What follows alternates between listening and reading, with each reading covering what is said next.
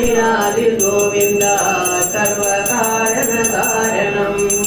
चिन्तामणिप्रकरकल्पसुकल्पवृक्ष रक्षामृदेषु सुरवीरविपालयन्तम् लक्ष्मी सहस्रसम्भ्रमसेव्यमानम् गोविन्दमादिपुरुषम् तमहं भजामि वेणुं गुणन्दमरविन्ददलाय दाशम् पर्वावतं समचिताम्बुदसुन्दराङ्गम् कन्दर्पगोडिकमनीयविशेषशोभम् गोविन्दमादिपुरुषम् तमहं भजामि आलोलचन्द्रजलसद्वनमाल्यवंशी रत्नाङ्गदं प्रणयकेलिकलाविलासम्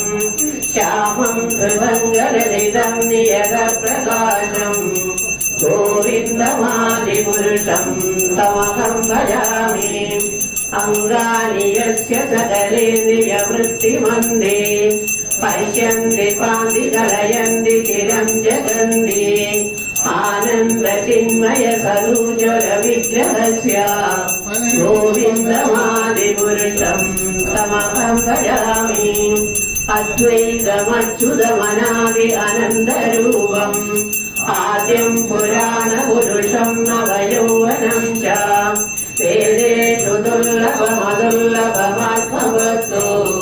गोविन्दमादिपुरुषं तमहं भजामि पञ्चाशुकोटितरवत्सरसम्भ्रगम्यो वायुरथाभिमनसो मुनिपुङ्गवानां सोऽप्यस्ते यत्प्रवरसिन्यविचिन्त्यतत्त्वे गोविन्दमादिपुरुषं तमहं भजामि एकोऽप्यसौरजयितं जगदण्डकोटिम् यच्छक्तिरस्ति जगदण्डकयाय दण्डा खण्डादरस्तपरमाणुजयान्तरस्तम् गोविन्दमादिपुरुषं तमहं भजामि यत्सावभाविगतियो मनुजास्तदेव सम्प्राप्य रूपमहिमासनयानभूषा सुप्तेयमेव निगमप्रतिदैस्तु वन्दे गोविन्दमादिपुरुषं तमहं भजामि आनन्दचिन्मयरसप्रतिभाविताभे तावीर्य एव निजरूपतया कलाभिम् गोलोक एव निवसत्य किलात्मभूतो गोविन्दमादिपुरुषं तमहं भजामि प्रेमाजनचुरितभक्तिविलोचनेन सन्दः हृदयेषु विलोकयन्ति यर्षामसुन्दरमलिन्द्य गुणस्वरूपम् गोविन्दमादिपुरुषं तमहं भजामि रामादिमूर्तिषु कलानियमेन तिष्ठन् नानावतारमकरोद्भुवनेषु किन्तु कृष्णः स्वयं समभवत् परमः कुमार्यो गोविन्दमादिपुरुषं तमहं भजामि यस्य प्रदकोटिं कोटिशब्रह्मनिष्ठमनन्तमशेषभूतं गोविन्दमादिपुरुषं तमहं भजामि माया यस्य जलदण्डशतानि सूदे त्रैगुण्यतत्विषयवेदविदायमानां सत्त्वावलम्बिपरसत्त्वविशुद्धसत्त्वम् गोविन्दमादिपुरुषं तमहं भजामि आनन्दचिन्मयरसात्मतया मनस्सु यप्राणिनां प्रतिफलं स्मरतामुपेत्य लीलायितेन भुवनानि जयत्य जस्रम् गोविन्दमादिपुरुषं तमहं भजामि गुरुगणानि निजदानि तलेन्द्रतस्य देवी महेशहरिकामसुतेषु तेषु ते ते प्रभावविजया विदिताश्चयेन गोविन्दमादिपुरुषं तमहं भजामि सृष्टिं स्थितिप्रलयसाधनशक्तिवेग ध्यायेव यस्य भुवनानि विवर्ति दुर्गा इच्छानुरूपमपि यस्य जगेशदेव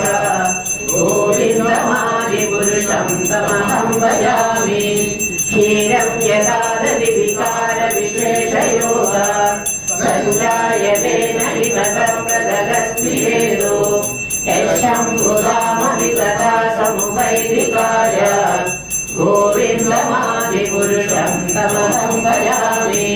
दीपादिरेव निजशान्तरमभ्युदेत्य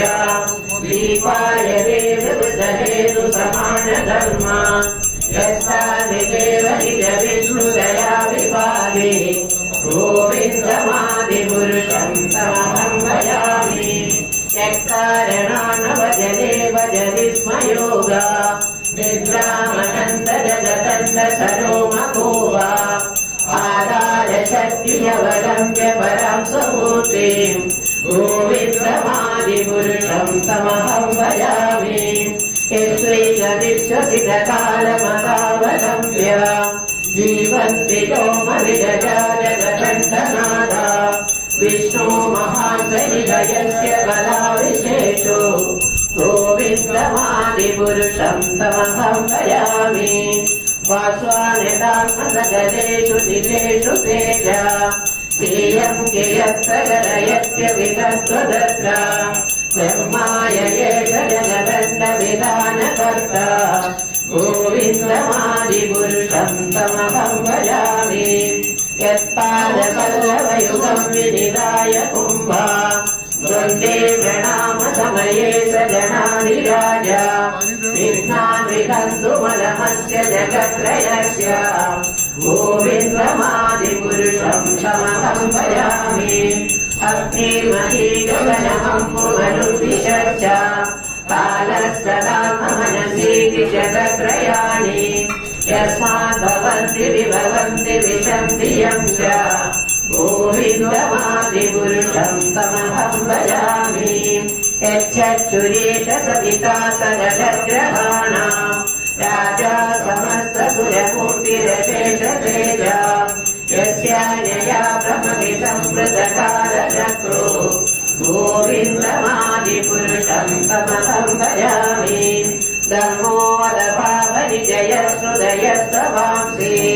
ब्रह्मादिकीरवदकावदयश्च जीवा यत्तत्तमात्रविभवप्रगणप्रभाव गोविन्दमादिपुरुषं तमहं भजामि यस्येन्द्रकोपमदवेन्द्रमहस्वकर्मा वन्दानुरूपपरभाजनमातमुने कर्माणि निर्धरदिबिन्दुजभक्तिपारां गोविन्दमादिपुरुषं तमहं भजामि यन्त्रोदकामसहजप्रणयादिभीति वात्सल्यमोहपुरुषौरवसेव्यभावै सञ्चिन्त्य तस्य सदितिर्गनुमापुरेति गोविन्दमादिपुरुषं तमहं भजामि प्रिया कान्ता कान्ता परमपुरुषा कल्पतरवो ध्रुवा भूमिश्चिन्तामणि गणमयी तोयममृतम् तदा गानं नाट्यं गमनमविभांसि प्रियमृगी